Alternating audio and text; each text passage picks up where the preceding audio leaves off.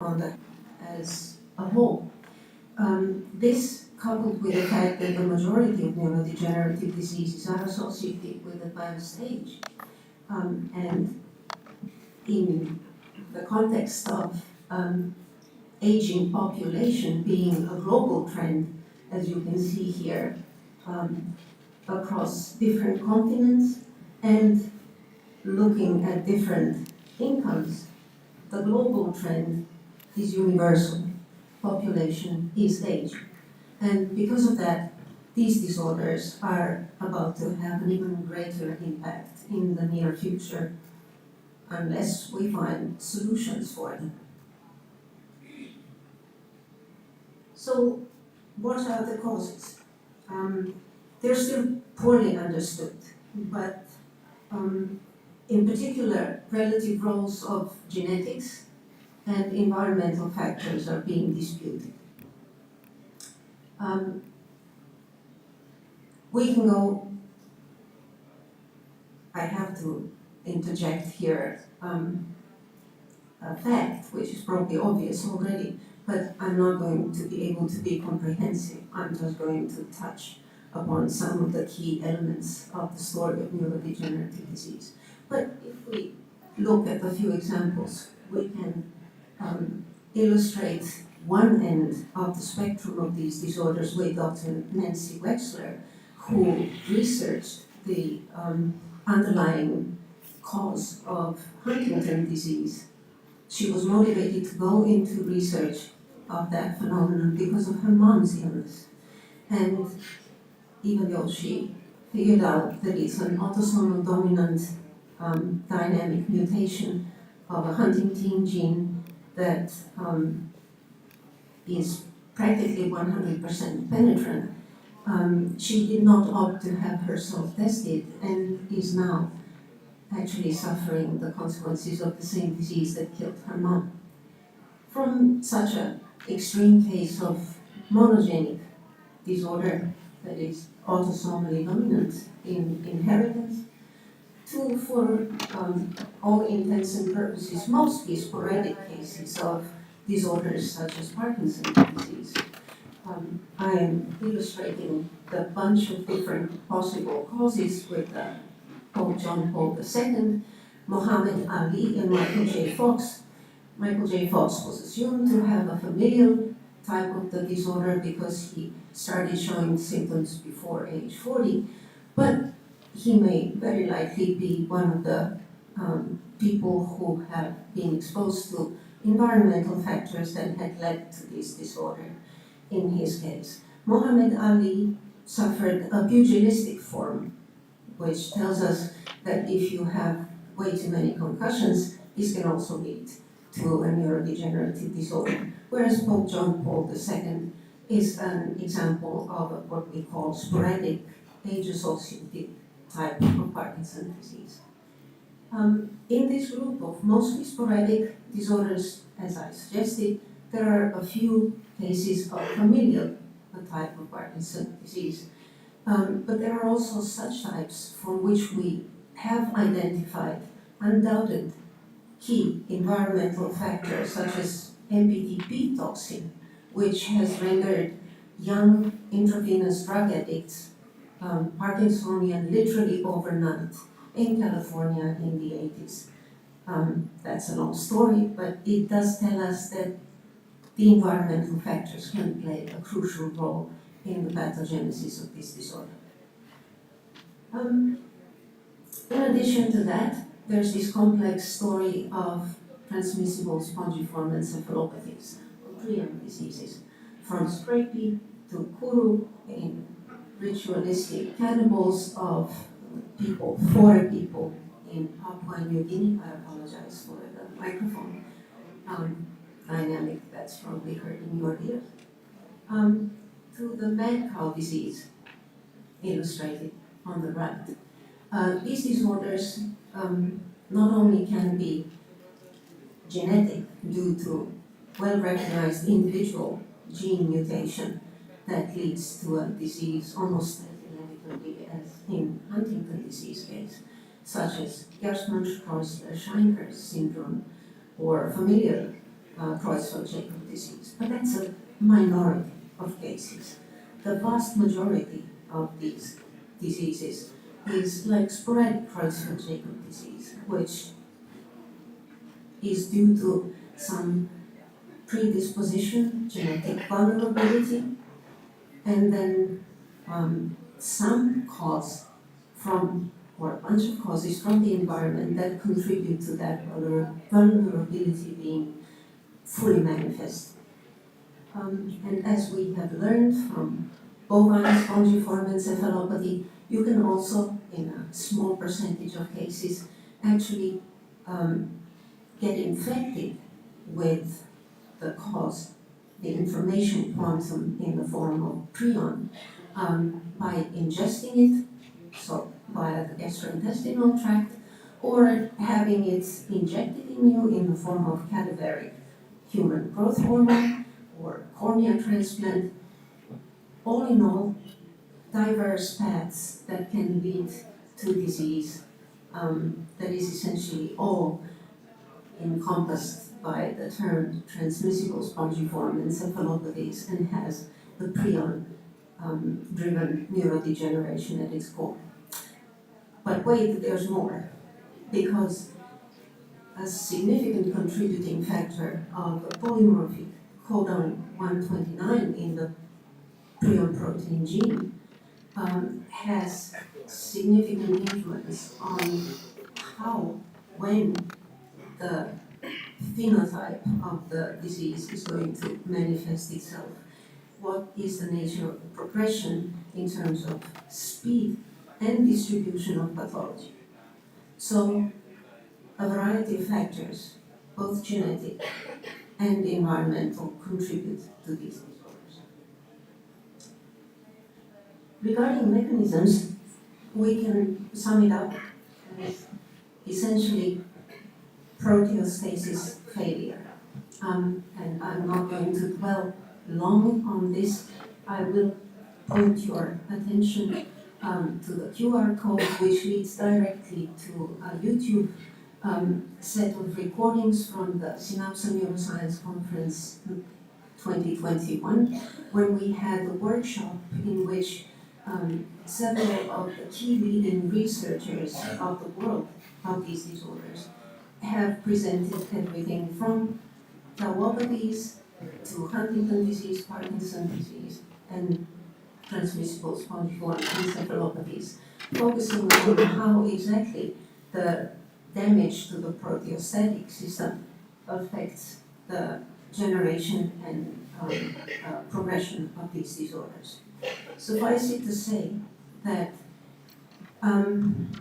as a failure of proteostasis, a combination of factors that leads to loss of function of the physiological protein peptide, in combination with different degree of toxicity, perhaps through gain of function, mutation or change, leads to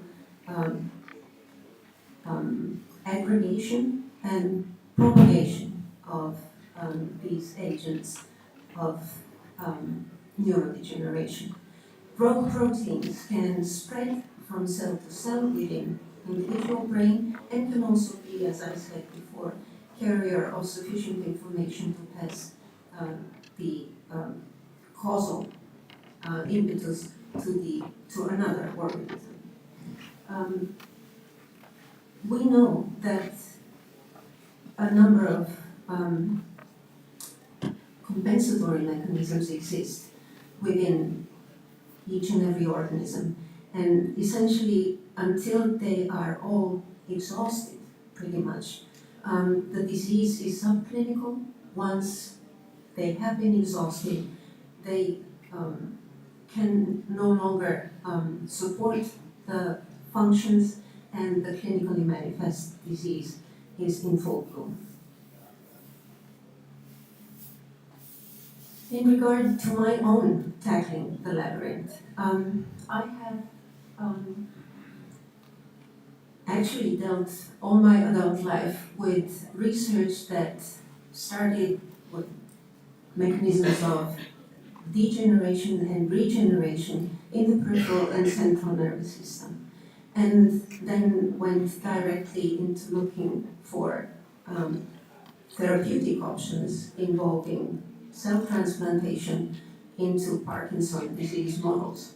But toward the end, and this is where I am now, at the end of my career, I had focused my research on development and testing of tools that can enable early in vitro, ex vivo, and eventually also in vivo diagnosis of these disorders, because without sufficiently early diagnosis, we essentially do not have an opportunity to develop any successful treatment options. And suffice it to say again that at the point where we are now within the labyrinth, I think my colleagues, others who will present, will agree with me that we do not yet have the proper tools to address the challenges of navigating this labyrinth in terms of successful early diagnostic tools and treatment options. What we are doing mostly is damage control once we have recognized its occurrence. So it isn't just my own personal failure to navigate the labyrinth, but rather a collective one that is leaving us pretty much empty-handed by the patient's bedside when we are faced with these challenges. However, it's also a personal story, because I got motivated to get engaged in this when I was a little kid who saw her grandfather, who was a professor, intellectual trust, decay rapidly due to neurodegenerative dementia. It was a significant part that motivated me to choose medicine. I was thinking doctors back then, when I was a kid, did not have all the answers, but if I go and study and learn, surely I will find the answers to the questions that were never answered during grandfather's life. It actually ended up being so that by the end of my studies, I had more questions than I started with. So I said, okay, neuroscientist is what I should become. Study the brain and research it and figure out how to find answers that do not exist yet. Well, as I said before, we're not there yet. And this leads me full circle to the present stage in my life, where I'm again in the role of caretaker. Because my grandfather's daughter, my mom, has severe neurodegenerative dementia. And her disintegration has been very, very difficult for me personally, for the whole family, and something that really does motivate me, but also fills me with moments of despair that despite decades of research, physicians by the bedside, family members do not have anything to offer these patients. And yes, being 60 and having the family burden, chances are that I'm heading in that direction. My chances are, for example, if I live to be 85, approximately 1 in 5 that I will have neurodegenerative dementia. Is it doom and gloom only? No. What can we do? And even though I know this is not the primary reason why you gathered here, you would like to delve deep into science and, do exciting, sexy research that's going to maybe change the world. It actually can be changed one step at a time, one person at a time. And so, there's much to be said about prevention. Despite what I said before about some diseases being monogenic and clearly inheritable, there are many environmental factors and choices we make for our lifestyle that can influence the risk of developing neurodegenerative disorders. We know about that. It isn't just common sense, it's also good science. And the kind of science that within Synapses, within the Neuroscience Association, we have decided to try to convey to the widest public by means of summarizing newest scientific evidence in support of means to change the risk factors by eating healthy, to paraphrase Michael Pollan, eat food, not too much, mostly blends. Eating healthy Mediterranean and Mayan diets have been shown to have a huge impact on the risk for pathological cognitive decline. Exercise, at least 150 minutes per week, does make a difference in a variety of ways. Add to endurance training, also balance and strength training.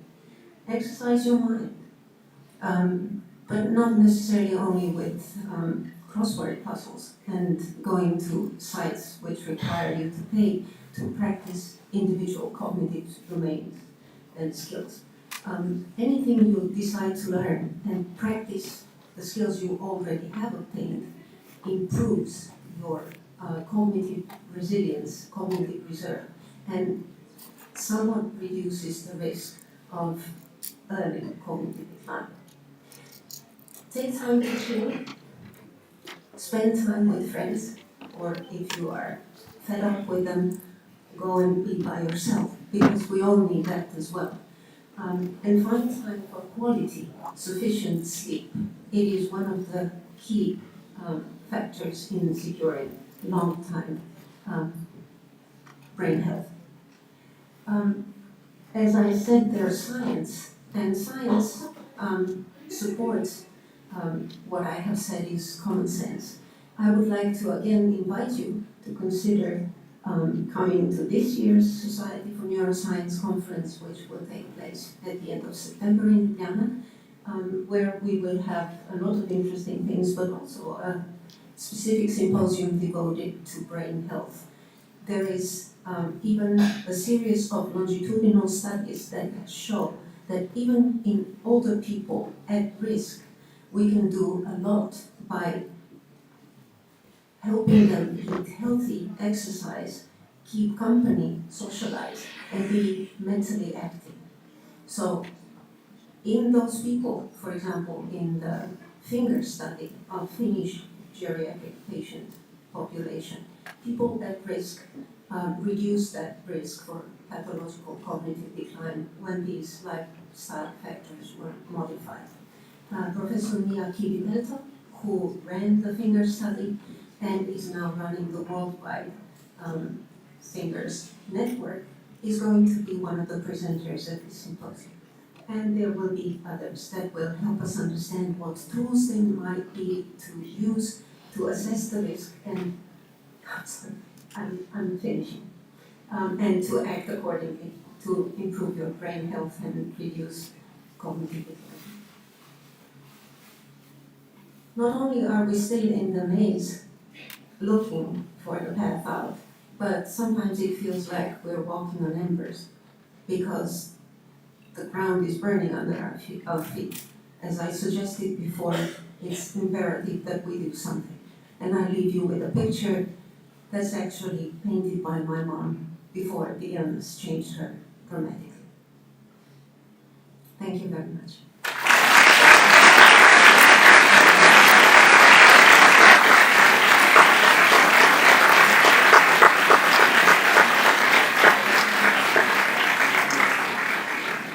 Thank you, Professor Ponsianos, for this insightful presentation. Now I would like to invite our second speaker, Senior Clinical Pharmacist in Psychiatric Hospital Bohunice in the Czech Republic, and a current member of the European Society of Clinical Pharmacists, Doctor of Pharmacy, Ivana Taskova, who will present us the topic of diagnosis and treatment of Parkinson's disease.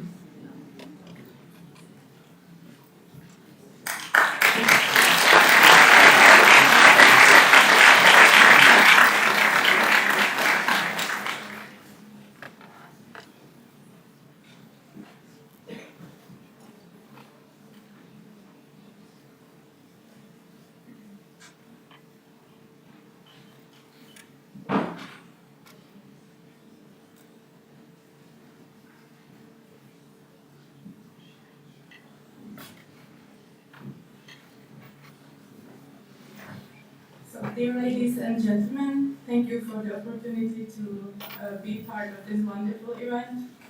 And let me introduce myself briefly, which is already said. I am the core member of Special Interest Group, Mental Health of European Society of Clinical Pharmacists.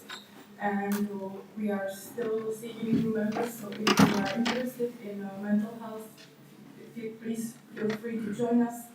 For example, by contacting me on my email. I have no conflicts of interest, and as was already said, I'm senior clinical pharmacist in psychiatric hospital Bolnice, which is with 1,100 beds and 6,600 admissions annually, almost the largest psychiatric facility in Central Europe. Nowadays, two clinical pharmacists cooperate with about 100 physicians within the hospital. So I was asked to give a lecture on the subject of Parkinson's disease, and because most of us are pharmacists or future pharmacists, I would mainly focus on pharmacotherapy and pharmaceutical care issues. But etiology and pathophysiology will be mentioned as well. So Parkinson's disease is a very common neurodegenerative disorder. It affects almost 4 million people worldwide. It belongs to a group of movement disorders with typically motor and non-motor symptoms as well. There are 3 core symptoms: tremor, rigidity, and slowness of the movement. And as was already said, this disease is chronic and progressive. The symptoms begin to occur in discrete forms, and they worsen with time, then result in progressive disability, immobility, and sometimes total dependency on care. The most common causes of death are pulmonary embolism, infection, aspiration, complications of urinary tract infections, and fractures and falls. The mean age of onset of this disease is 57 years. We have also juvenile forms, which have very early onset. They are usually hereditary. You can see them in Czech population, for example. And we have also the young onset forms. The prevalence is obviously rising with age. If you see within the age group 40 to 49 years, the prevalence is about 41 cases per 100,000 people. When you look to the age group over 80 years, the prevalence is reaching almost 2,000. Life expectancy is also getting shorter, and it depends on the onset form. And main risk factors is obviously age. Males are in slightly higher risk, and smoking and drinking coffee is a protective factor. 20% of patients with Parkinson's disease have positive family movement.